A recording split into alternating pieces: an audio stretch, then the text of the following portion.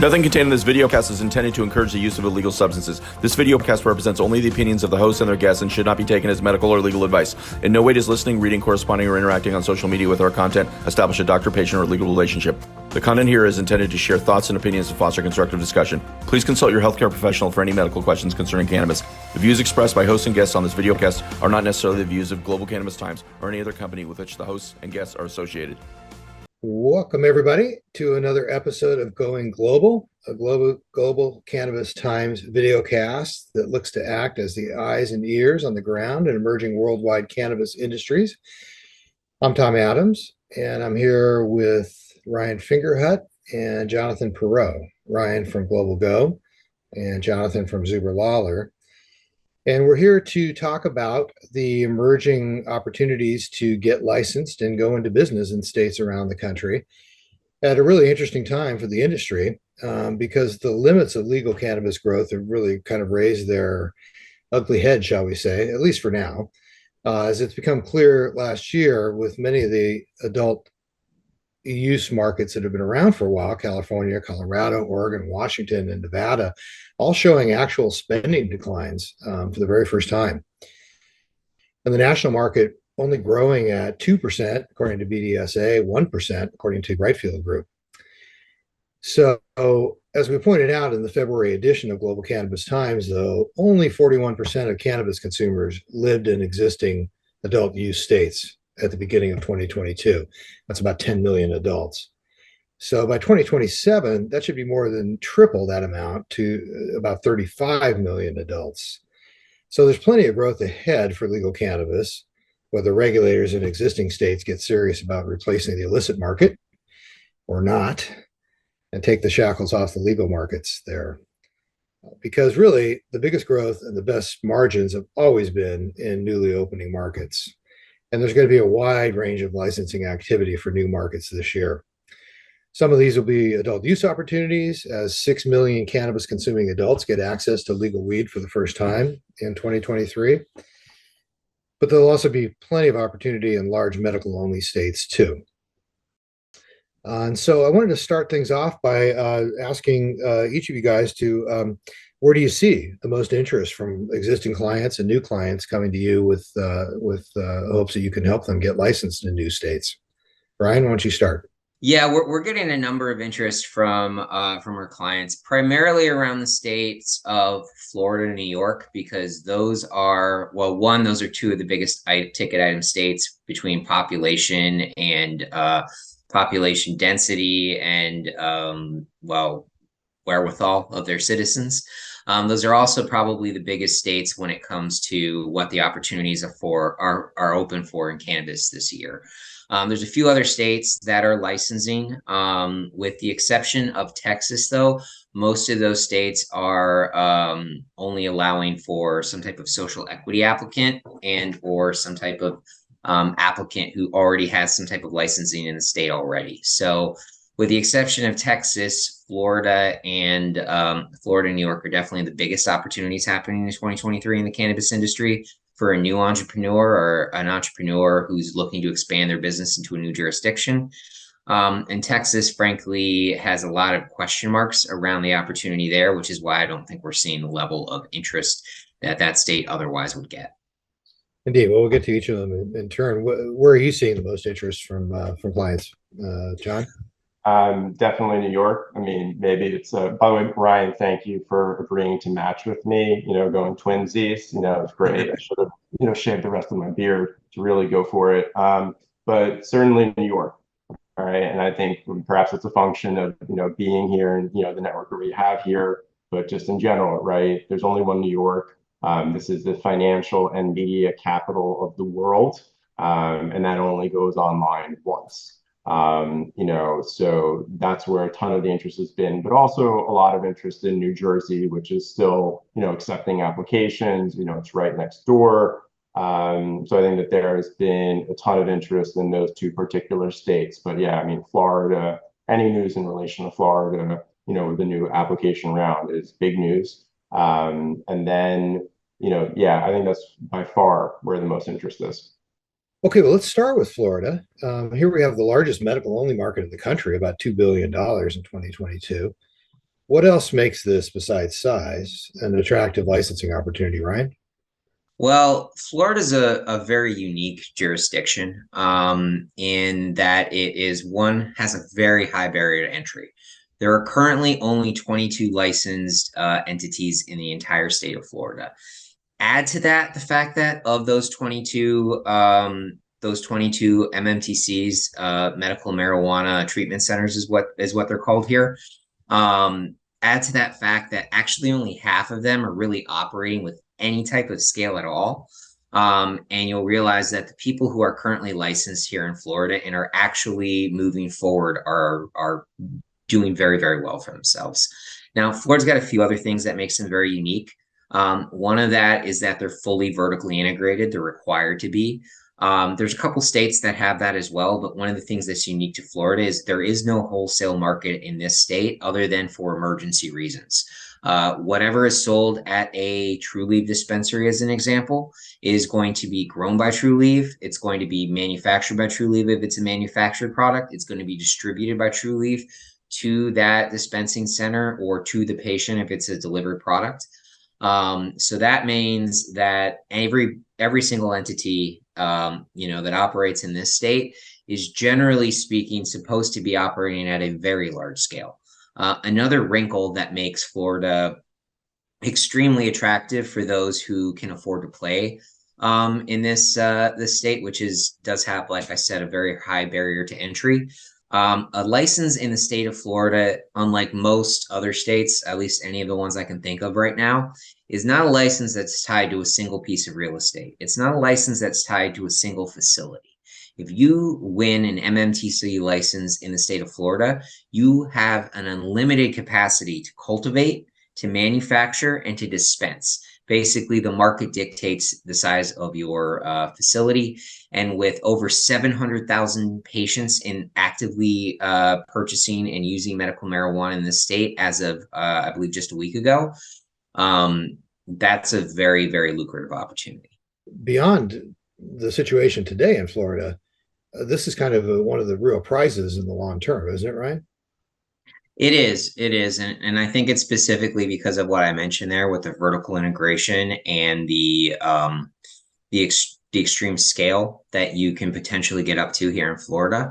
So the first thing is to understand what the opportunity is from, the US.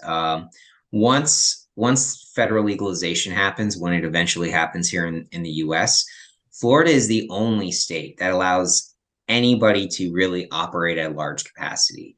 Alabama just came in with a vertical license, which does offer some capacity, but that's a very nascent program.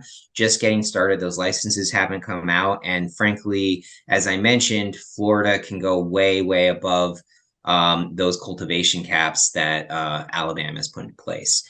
Frankly, no other state is really doing medical marijuana at scale in the Southeast. You've got Louisiana, you've got Mississippi, but those are all fairly small. The other big advantage is, as I said, you can grow in this state until it meets your, market capacity.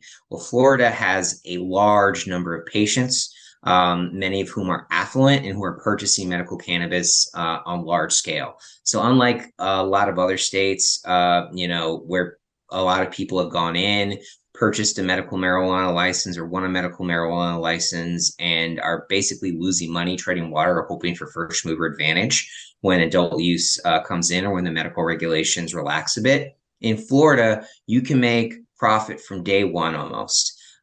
Basically, if you can sell profitable cannabis in this state, and many, many people do, then you can grow to a massive capacity to be able to take over the entire southeast of the US once federal legalization allows you to transport cannabis across borders, and you don't have to do it at a loss. You can do it while making money.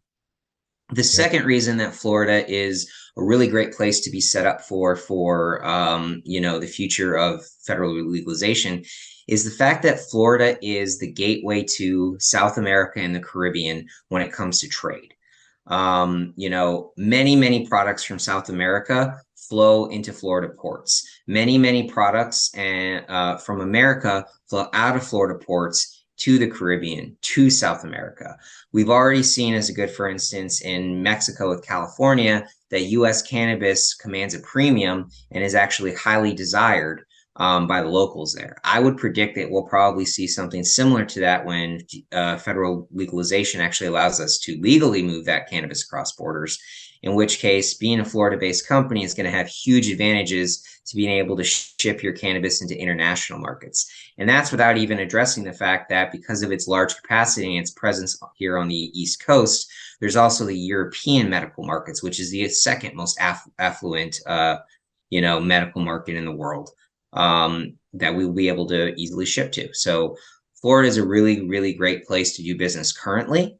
And Florida is well set up to take advantage of a pretty big lack in the international markets once federal legalization allows for Florida companies to be able to export across international borders.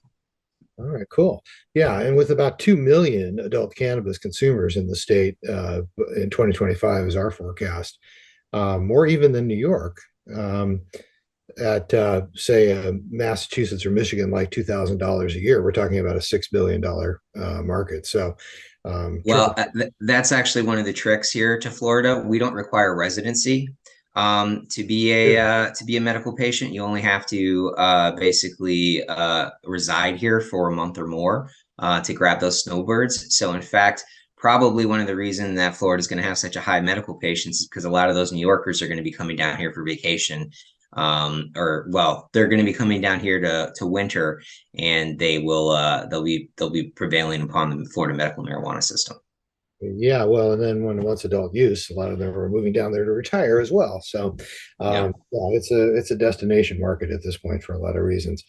Very cool. All right, well, let's turn our attention to the fact that New York is the next biggest state, leaving Texas aside for now, and of course has a thriving illicit market with incredibly high prices compared to, say, California or anywhere else, making it something of a real interesting opportunity for folks. On the other hand, as opposed to Florida going for this, we want big companies that we can really hold accountable for what they're doing in this medical market. As New York goes adult legal, they're very much de-emphasizing the big companies they've already lured into their medical market and focusing on diversity, small ownership limits, very strict limits on what they're calling true parties of interest and who can own these licenses. So, John, would you take us through kind of what you think are the what's driving interest from clients, as you said, as they want to look at New York with you, and what's the situation currently as far as getting these licenses? Sure. So, look, I think what we've seen already in New York, in terms of the industry launch, is unfortunately expect the unexpected. I always like to, give the disclaimer that, when talking about the regulators, they have the best of intentions and the hardest of jobs. I wouldn't touch it with a 10-foot pole.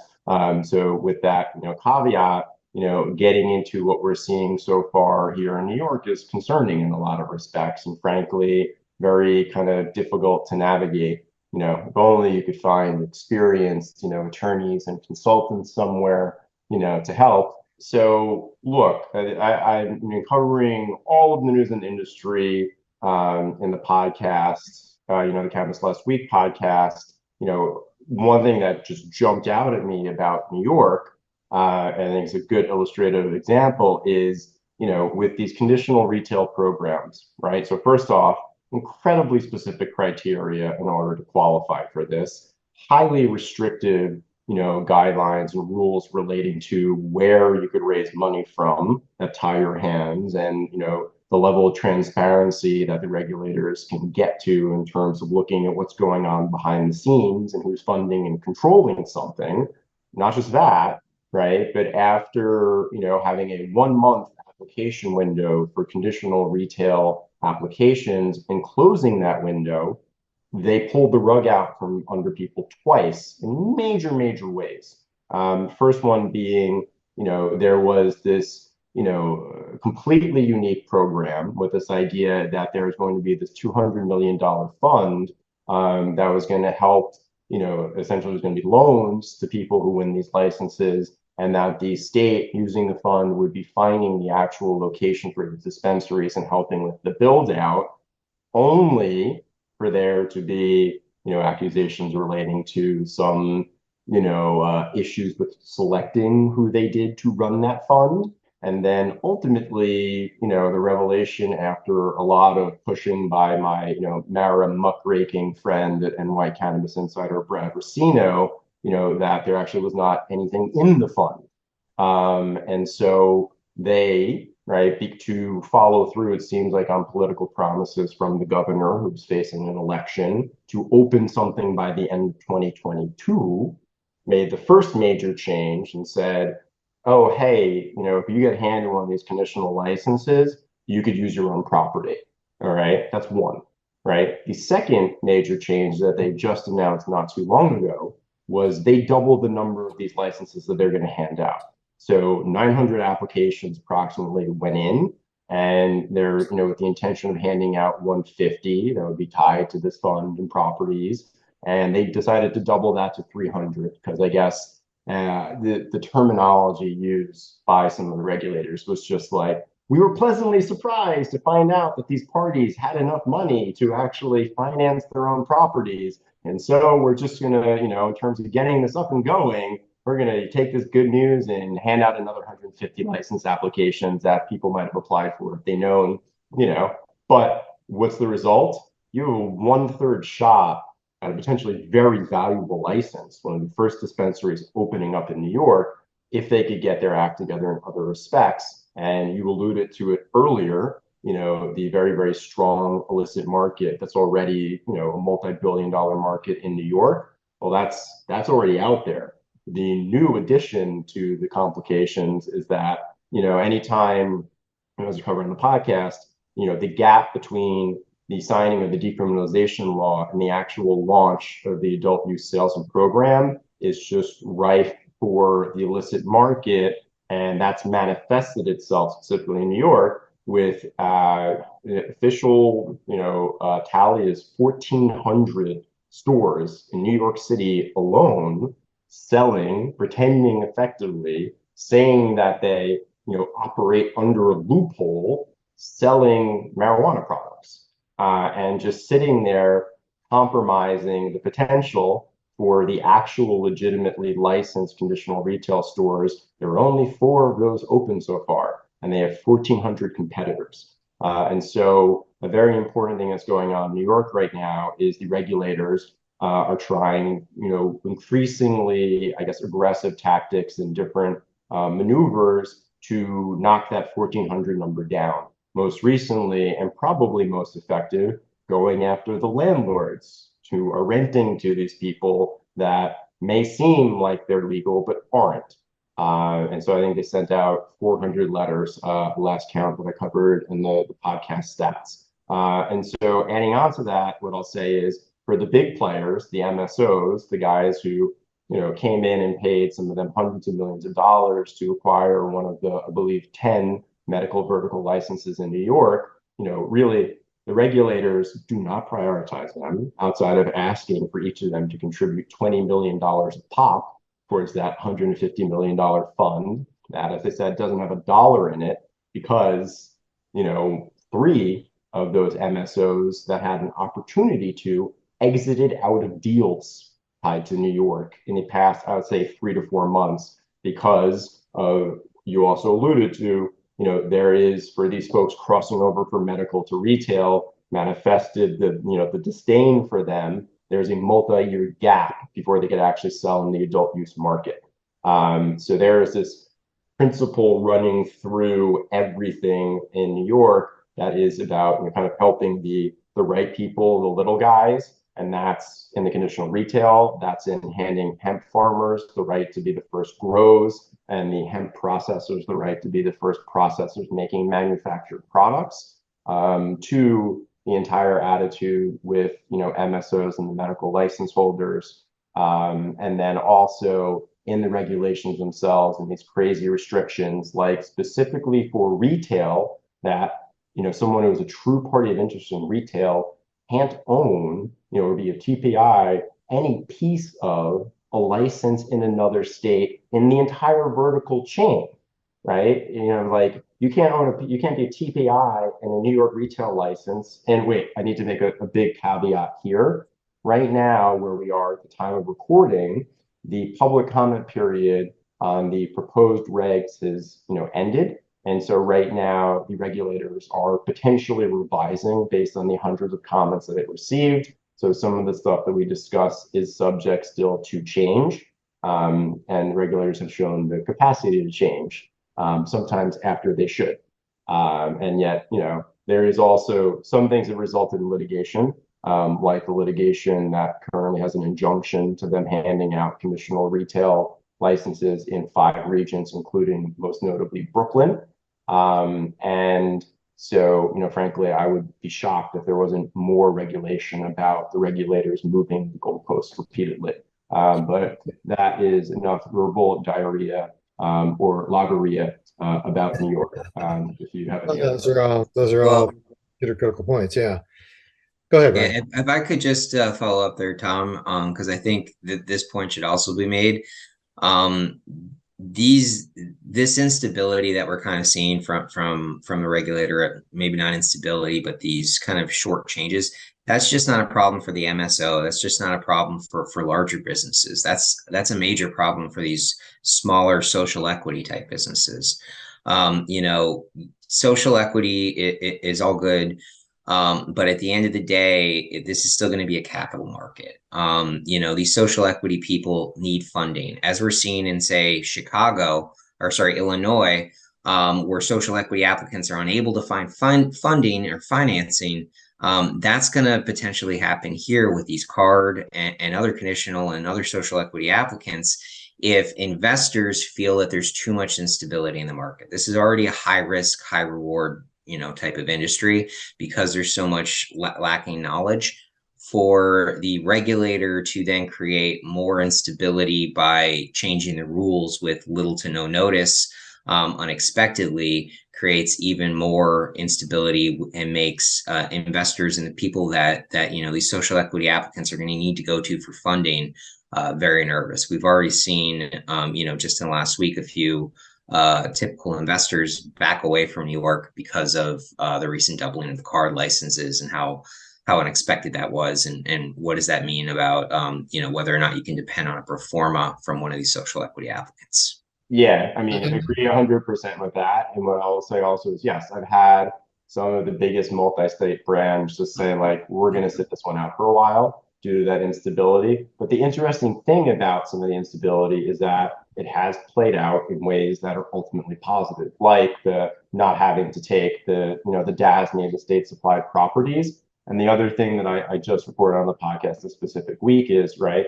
one of the brands that said I'm sitting out in New York right now, they pointed attention to something that's not getting necessarily a ton of eyes right now, but is definitely problematic: the THC tax, the potency tax that New York has. And New York certainly has not learned from other states, right? Taxes that are not directly tied to the consumer, like California's cultivation tax being the other really, really large example, are a terrible idea in this industry and create all sorts of problems. But there is already a proposed bill by some of the people who push legalization in the state to eliminate the THC tax and instead shift to a higher excise tax. So the interesting thing is the instability is not good, right? There are some trappings here that are very concerning, but maybe things are actually sometimes changing for the positive amidst this instability.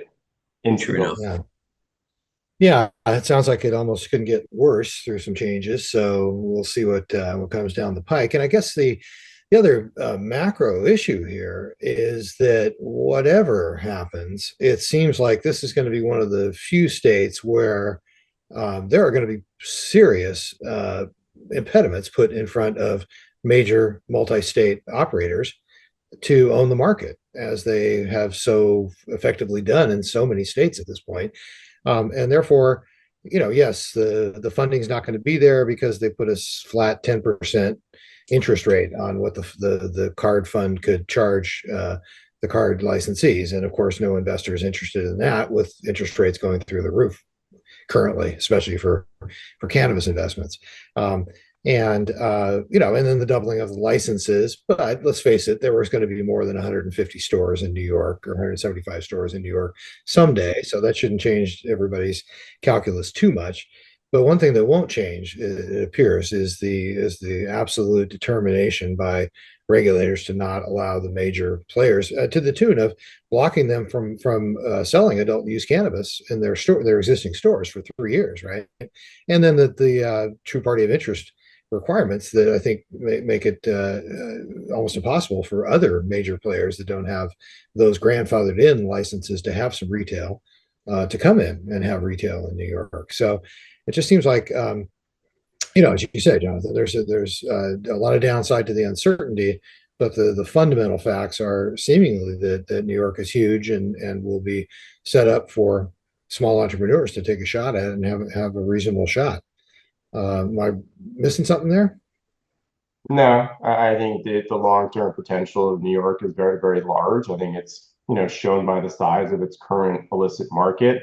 I'm shocked by, the sophistication of, some parties in that market, like young guys built up brands, done things right, 40 employees, paying benefits, like it's all there, right? They just need to get out of their own way to a certain extent and hope that on that protracted timeline, other good things happen like 280E reform, right? I think New York will ultimately be, a leader of the industry in certain respects by virtue of it being New York. I think it's going to be a long and winding, weedy journey there. Okay.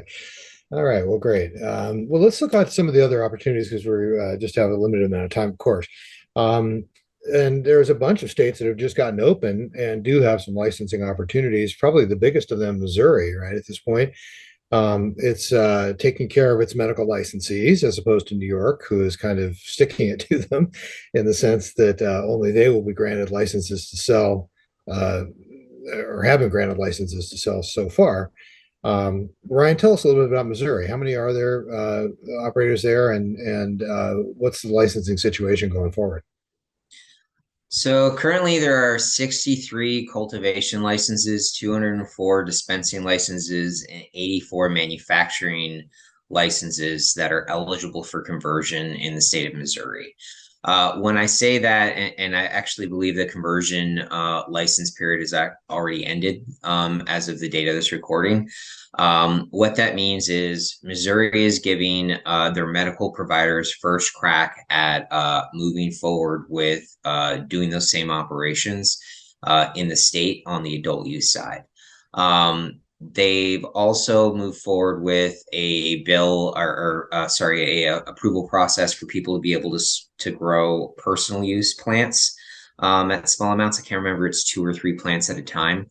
But I believe that process is actually currently undergoing. And then later on this year, in the summer, I believe June, they're expected to announce the regulations. They will be announcing an additional 144 social equity microbusiness licenses.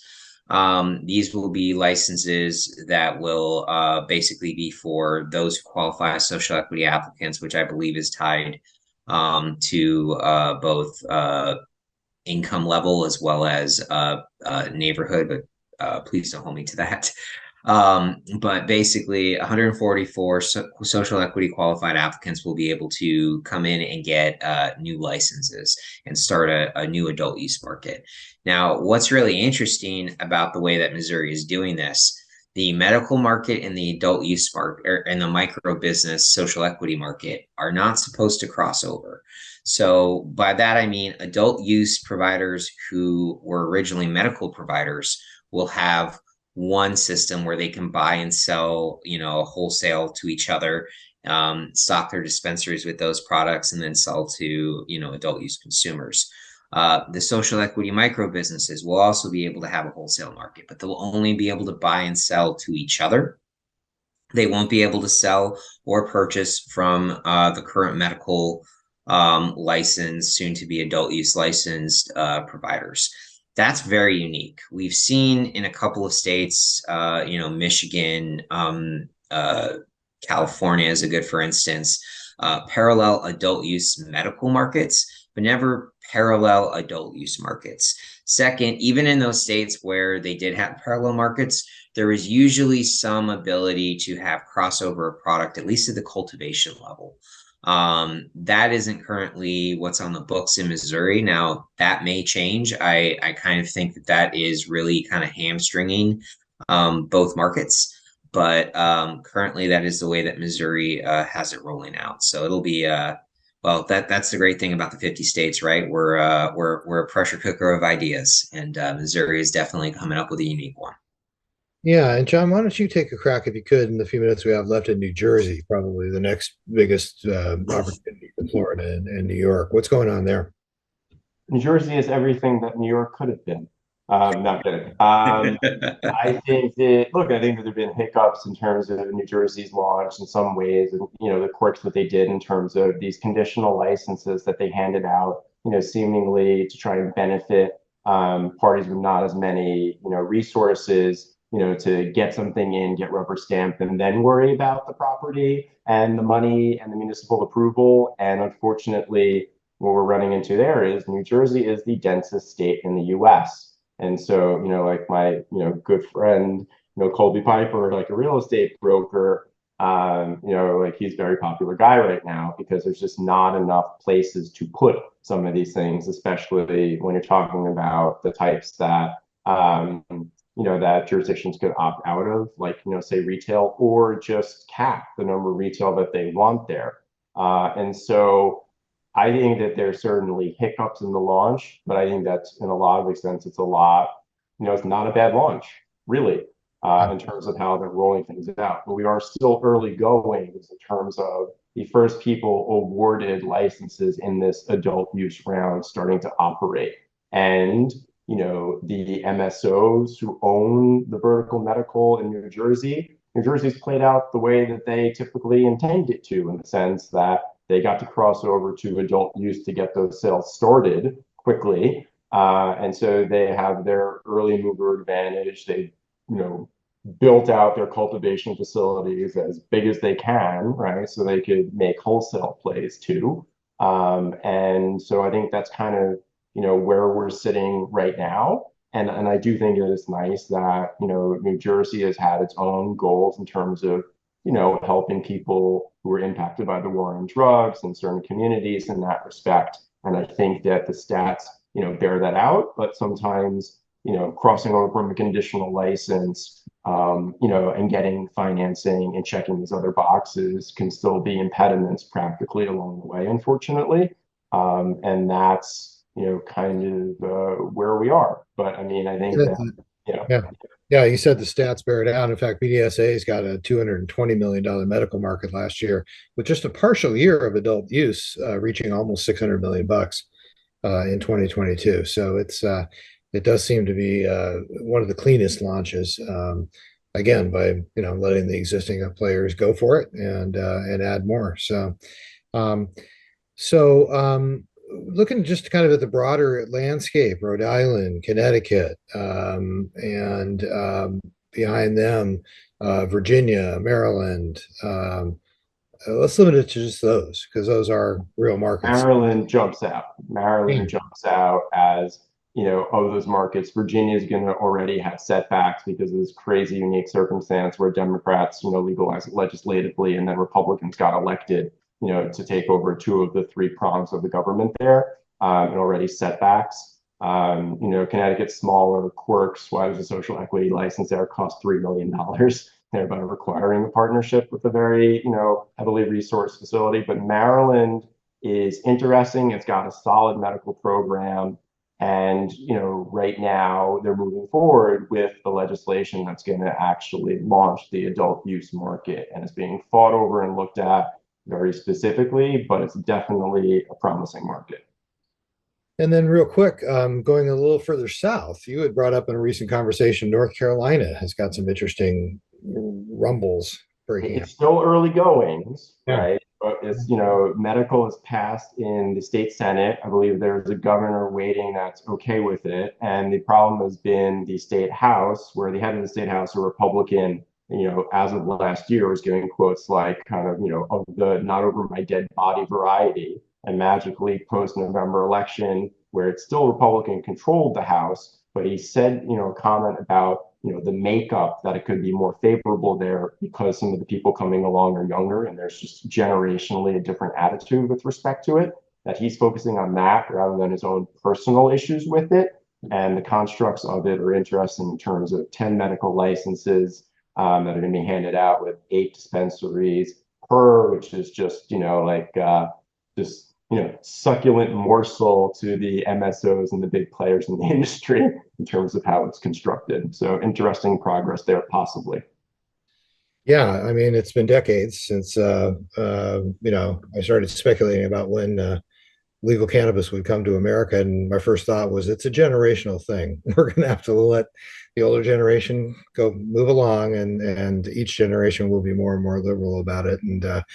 Millennials are now the largest voting bloc, and according to stats I've seen, they prefer cannabis over alcohol by a wide margin. And they're becoming politicians and legislators and everything. So yeah. And even in more conservative states like here in the South, there was a THC cap of 10% that kept getting pushed by the older members of the Republican Party here, and that was largely put down due to the younger members sort of letting the older members know that they were not interested in supporting that. Yeah. Yeah, Thank you for having us, sir. Greatly, we appreciate the honor of contributing here, Tom.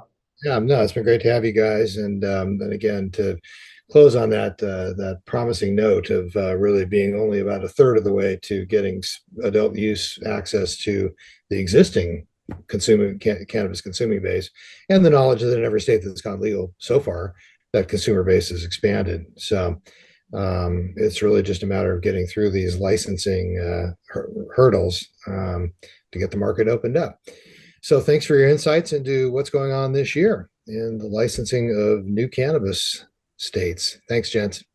Thank you for having, and thank you for matching, Ryan. All right. Thank you. It's always good to see how it should be worn. Yeah. Have a good day. Yeah, thanks. Take care.